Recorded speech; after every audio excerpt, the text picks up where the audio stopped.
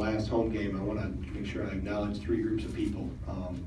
One being our fans, of how they were terrific through this whole, obviously, transition and rough start to the season back in November and December. For them to be able to continue to show our support, their support for us, obviously means a lot. I thought they were terrific today. It was really loud in there, and I'm happy to be able to send them off in the last regular season game with a good taste in their mouth and happy. And the second group is obviously our support staff and my assistant coaching staff, of how they've done, and they've helped through this whole transition as well. You know, from everybody in our office to, like I said, my assistant coaches, managers, everybody have been terrific. So, and my third group is obviously our players. I'm extremely proud of what they've accomplished, how they've grown, how they've matured. As I told them before the game, you remember what it was like to walk back in here after Western Illinois and Milwaukee and Marquette. We've righted the ship.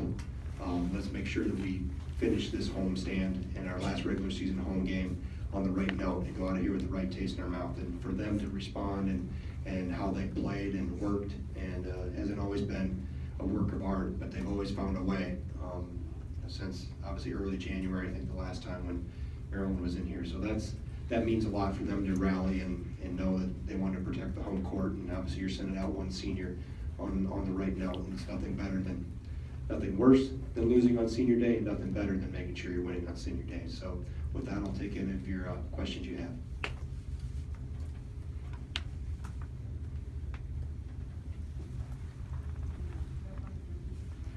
Greg, I think they were a season low 5 of 13 from 3. What were the keys on the perimeter for guarding them on the perimeter tonight? Sticking to our rules.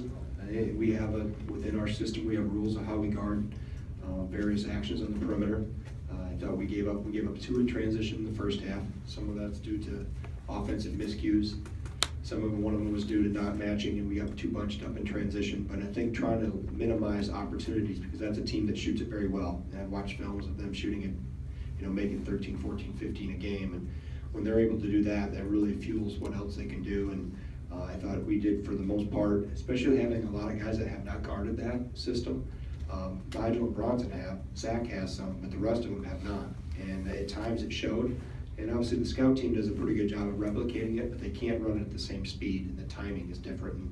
And I knew that would be an issue, and it was actually more of an issue in the second half on a couple slips that got to the rim than I thought it would be. But I thought for the most part we did a pretty good job of taking away what they like to go to that sets up threes, whether it's initial actions or making sure we didn't put ourselves in a situation where we had to help too much at the rim and therefore leave a shooter open. So I think it's best when we can minimize attempts. That obviously keeps your makes down too.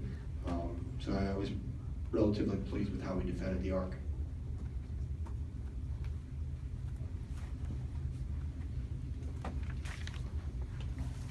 Greg, there's been a ton made about the swing and how that's helped the offense, but can you put into words how far defensively you guys have come in the last, 6-7 weeks?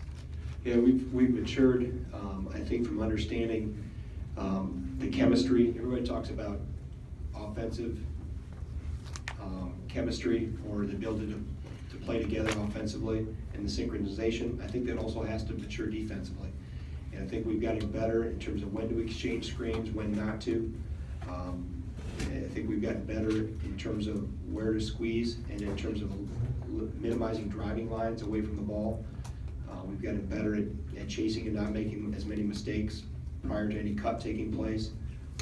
We've gotten better in a lot of areas, maybe all of them. We've gotten better at putting pressure on the ball to make, try to disrupt some timing of offenses. But I still see a lot of areas where we can get better at. By better, I mean more consistent. We have some breakdowns at times that we'll need to continue to improve upon. Greg, you talked about your rough start to this year, but Nigel and Bronson didn't have the greatest start either, for given who they were and what their experience level.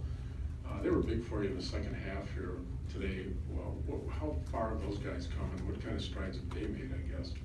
Well, I think, first of all, they've become leaders in our locker room, and that was really where this all really, I think, the seed germinated first in the locker room. Here, I'm throwing out my ag background, seed germination. But that's where it started.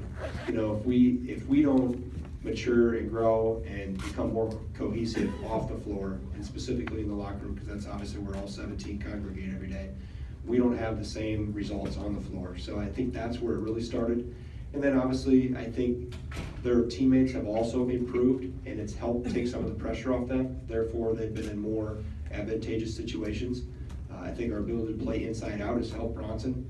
The threes that he's taking now are high percentage threes. The same thing with the threes Vito Brown is taking.